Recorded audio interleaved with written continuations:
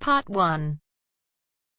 You will hear a telephone conversation between an employee of an airline company and a customer. You have 30 seconds to look at questions 1 to 6.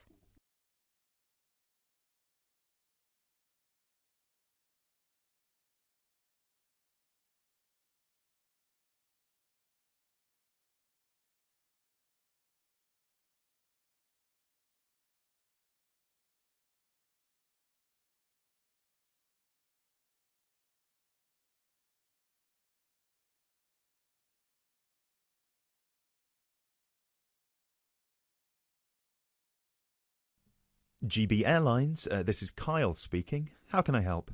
Hi, my name is Matt Walsh. I'm calling on behalf of Mr. John Sparrow to claim expenses for a delay in his flight last week. Good morning, Mr. Walsh. Thank you for calling. Could you please tell me the flight number and the date of departure? The date of departure was the 24th of January, 2016. I'm afraid I don't have the flight number in front of me at the moment. Okay, that's all right. One moment. Could you tell me where was Mr. Sparrow departing from? He was departing from Athens. Is that Athens, Greece, or Athens, Georgia? Athens, Greece. Right. And what was the destination? It was Heathrow, London. Right. We've got 2 flights from Athens to London, Heathrow, on the 24th of January 2016. Was it the 3:25 p.m. flight or the 9:45 p.m.? It was the later one, 9:45. Okay, so the flight number is GB1011. Right, okay. Okay, yes. I can see that Mr. Sparrow's flight was cancelled and he was booked on the next flight on the 25th of January at 3:25 p.m. Is that correct? Yes, that is correct. According to our system, one of my colleagues spoke with Mr. Sparrow on the phone on the 24th to inform him of the cancellation and offered to book a hotel for him for the night, but Mr. Sparrow preferred to book one himself. Yes, because he didn't want to stay near the airport, as the next flight was in the afternoon. Yes, of course. Could you tell me which hotel he stayed at? Yes, he stayed at the Hypnos Hotel. Oh, could you spell that for me? Of course. That's Hypnos. Right. Thank you for that. And could you please tell me how much the total cost was for the night? Sure. It was €73. Right. Do you have a copy of the receipt for that? Yes, of course. Would you like me to send it to you? Yes, please. Can I email a picture of it to you? Absolutely. The email address is refunds@gbairlines.co.uk. Great, thank you. No problem. Were there any other expenses you wish to claim? Actually, yes. There was also the taxi ride to the airport and the taxi ride back the next day. Right. And what was the total cost? The first taxi ride was €53 and the second one was 42, so 63, 73, 83. Yeah, so the total was €95. I'll send you the receipt for those as well. Thank you. Are there any other expenses? No, I think that's it.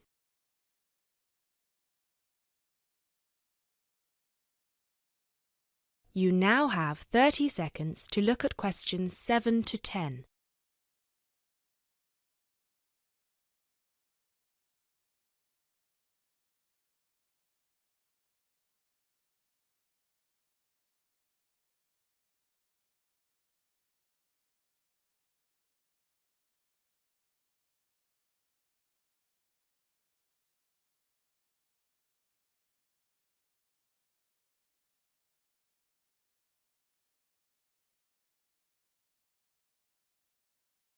Excellent.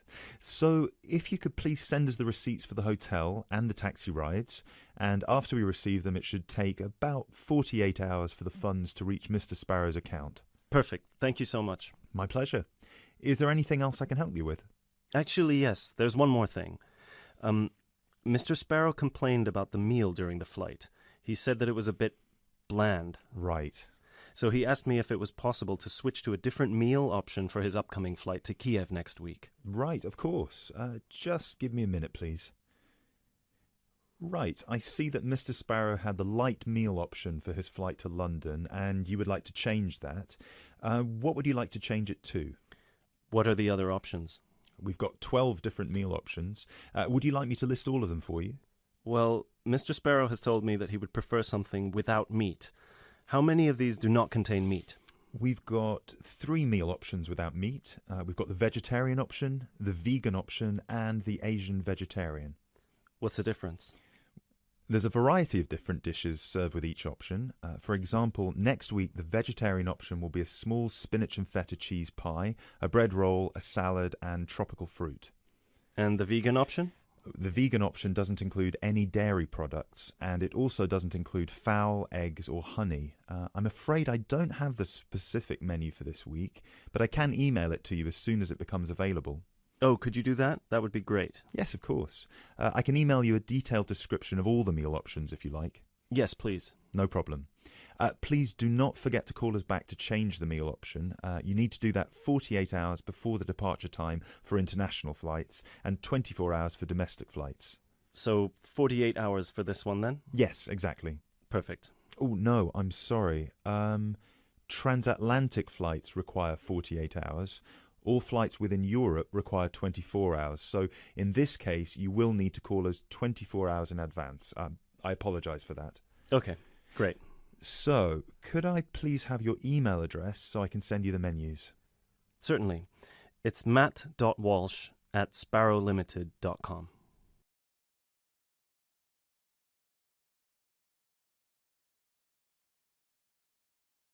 That is the end of part 1. That's the end of section 2. You now have half a minute to check your answers.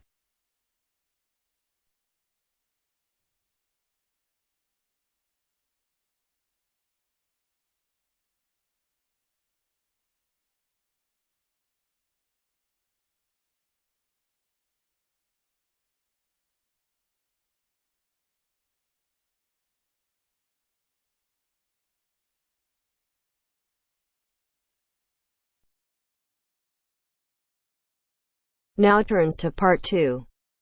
Part 2.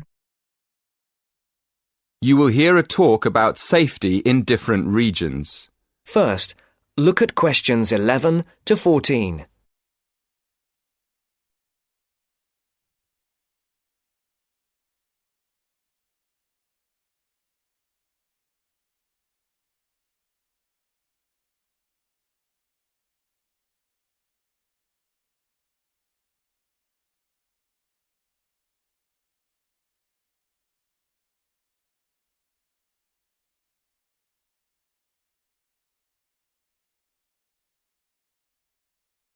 Listen carefully.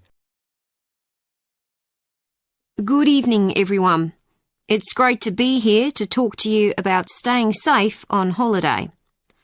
Before I came this evening, I did a little research on where students like to go for their holidays and came up with 2 different regions, Latin America and India.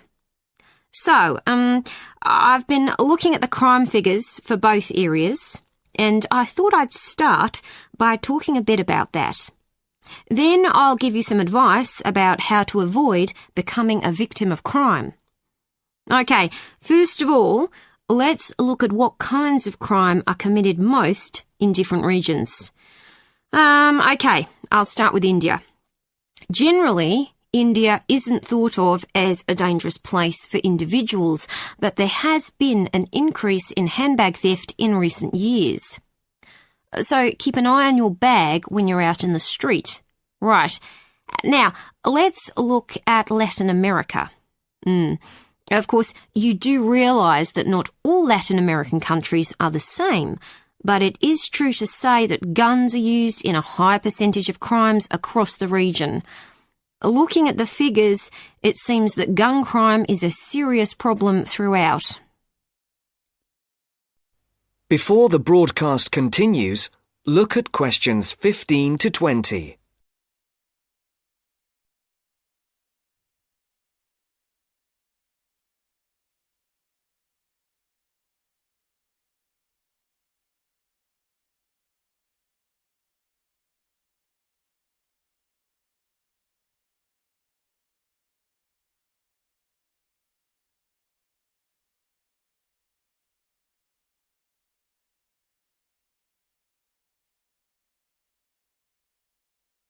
You will now listen to the second part of the talk. I can see some of you are thinking that it all sounds rather dangerous, but I know lots of people who've been there and had a really great time. They followed advice from the authorities, like making sure they didn't wear expensive jewellery in the street. And I'd certainly advise anyone travelling to Latin America to do the same. Another thing you should be careful of is not to go to lonely places at night. But of course, that's the same anywhere. But I must say, you do have to be very careful in some parts of Latin America when you take your money out of a cash machine. Sometimes you find that thieves stand very close to people at cash machines and take their money as it comes out. Okay, so now I'll finish by talking a little bit about India. I've actually been to India, and I didn't have any feeling that it was dangerous at all. First of all, I went on an organised tour with a group of people. This is definitely the best way to go because it's so much safer. I mean, I didn't go anywhere without the group, and we had a tour guide who spoke the local language and knew the area. In fact, I remember now, she warned us not to go off with strangers, even if they seem nice and friendly. But again, you wouldn't do that at home either, would you?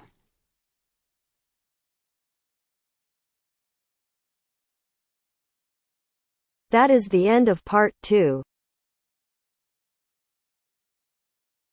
You now have half a minute to check your answers.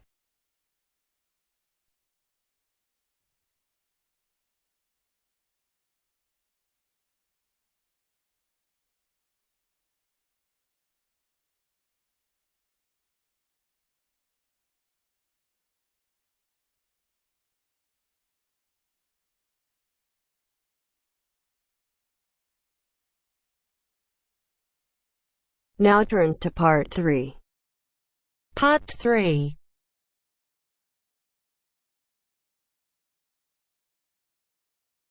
You will hear a conversation between two students working on a presentation. You have 30 seconds to look at questions 21 to 24.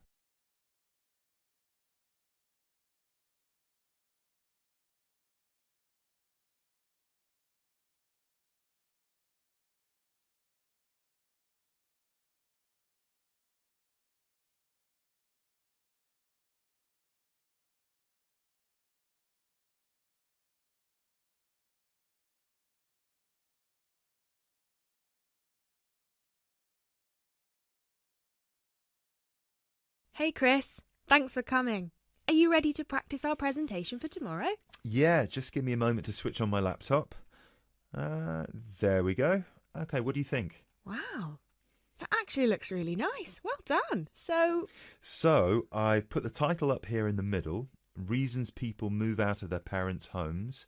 I thought we could start with the general graph outlining why people fly the nest at any age, and then we could break it down to age groups and social or ethnic backgrounds before we get into how our findings fit into what sociologists say about leaving a parent's house and what the effects of the timing and the circumstances of your decision can be. that sounds good to me. So we can start with the bar chart here. Do you think they'll be able to read the tiny letters here? No, which is why we'll have to read them out to them. Okay, so we could take turns then. I'd start with bar A, which says that the number one reason that young people leave home is to go to college or university. Exactly. And then I'd go on to the second bar, which gives the number of people who said they felt smothered by their parents' control over their lives and decided to get their own house to avoid that. Right. Then in bar C, we've got people who found a job and decided that it was a good opportunity to move away because of their new income. Yep, and then those who didn't feel exactly smothered by their parents per se, but more so because of the lack of room in their parents' house and the fact that their parents were around pretty much 90% of the time. Maybe we should move this bar so that it can be next to bar B, since they seem to be quite similar to each other. Well, actually, that's why I kept them separate. But maybe you're right. They would lead smoothly into one another. So that means that jobs will now be bar D and bar E. Bar E is about those who moved because of their partner or spouse. Right. And then at the end, we've got those who are pushed to leave by their parents and those who left because of a conflict at home. I guess at this point we should mention that As expected, we had almost 0 people reply that they left home because of emancipation or abuse, despite the fact that our study was conducted anonymously, probably because the participants didn't feel confident enough to share such private details with us, or maybe just because there was no one in our pool of participants with such experiences. Yeah.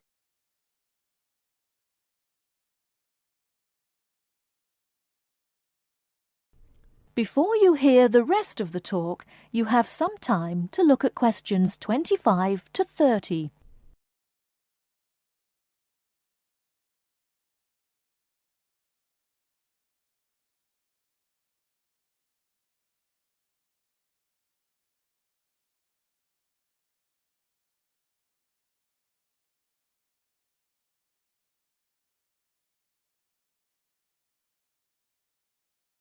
Now listen and answer questions 25 to 30.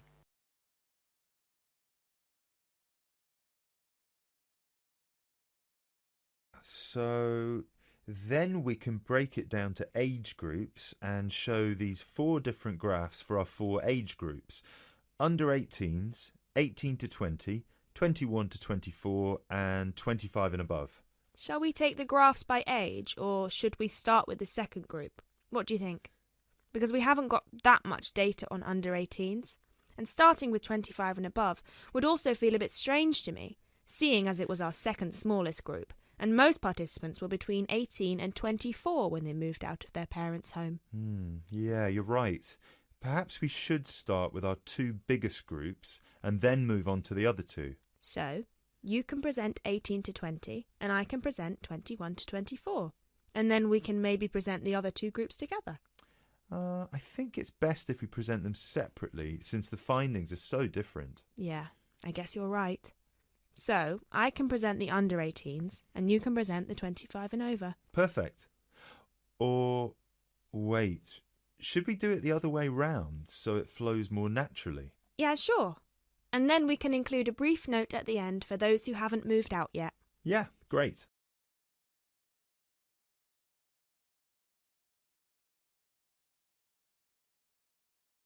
Excellent. So, then we can move on to the final chart before we get to the bibliography and explain what they said they found difficult when they moved out.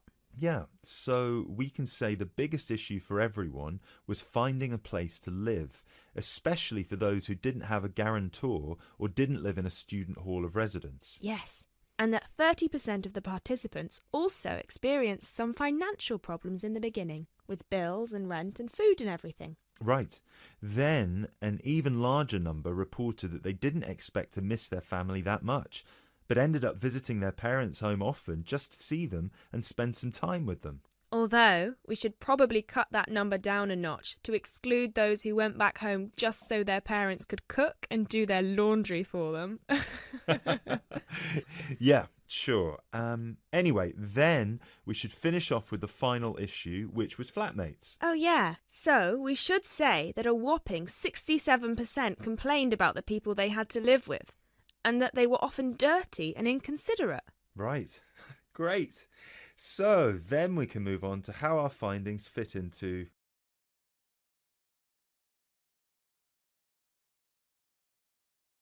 That is the end of part 3. You now have half a minute to check your answers.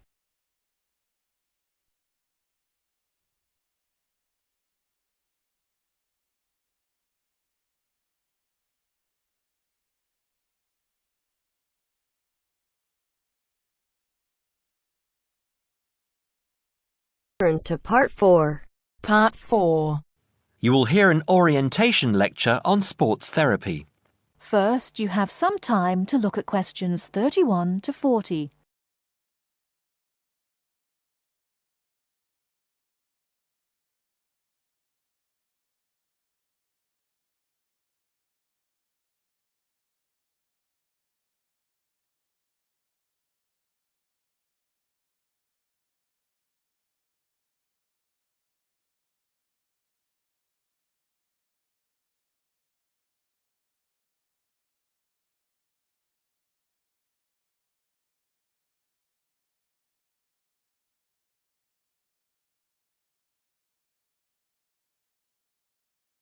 Now listen carefully and answer questions 31 to 40. Good morning and welcome to the University's Open Day and to our lecture on sports therapy. There are two good reasons to be here. Firstly, you will experience what a university lecture is like, so take out your notebook and pen. And secondly, you will find out about the sports therapy programme. OK, so what does a sports therapy programme involve? Everybody in today's society knows the impact sport, health and fitness makes on the population's physical and mental health. Studying at Kent will develop your understanding of the ideas and issues within the sports therapy, health and fitness industries. Sports therapy is one of the fastest growing careers within the sports sector. The programme teaches you all the specialist knowledge you need in order to work within these industries. This includes scientific aspects such as anatomy and physiology and sports psychology. You learn how to design training programs and lifestyle profiles for a range of clients and to understand the role of sports promotion and event management. The degree also covers the treatment and prevention of sporting injuries and the importance of referral programs. There will be a full description of these subjects for you available at the door when you leave this lecture. Now, just to talk a little about teaching and assessment.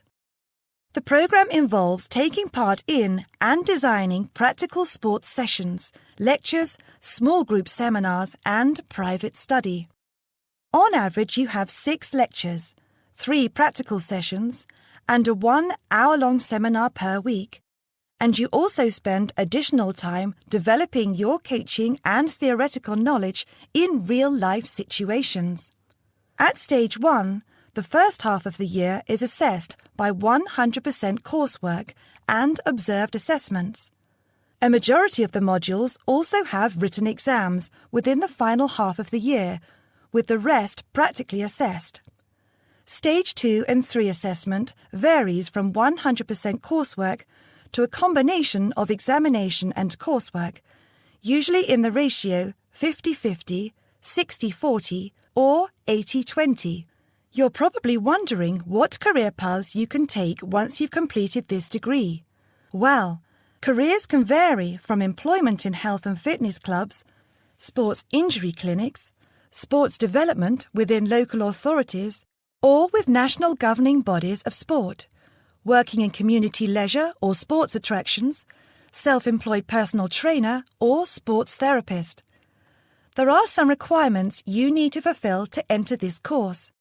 International students can qualify with the following: school certificates and higher school certificates awarded by a body approved by the university, matriculation from an approved university, with a pass in English language at GCSE O-level or an equivalent level in an approved English language test, passing one of Kent's foundation programmes, provided that you meet the subject requirements for the degree course you intend to study, or an examination pass accepted as equivalent to any of the above. In order to enter directly onto a degree course, you also need to prove your proficiency in English, and we ask for one of the following: average 6.5 in IELTS test, minimum 6.0 in reading and writing, Grade B in Cambridge Certificate of Proficiency in English, Grade A in Cambridge Advanced Certificate in English,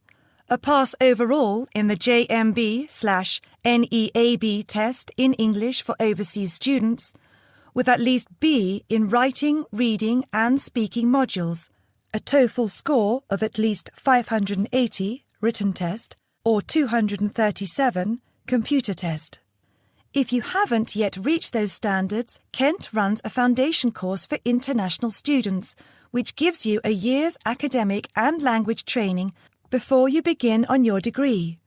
Right, that's about it. Any questions? That is the end of part 4.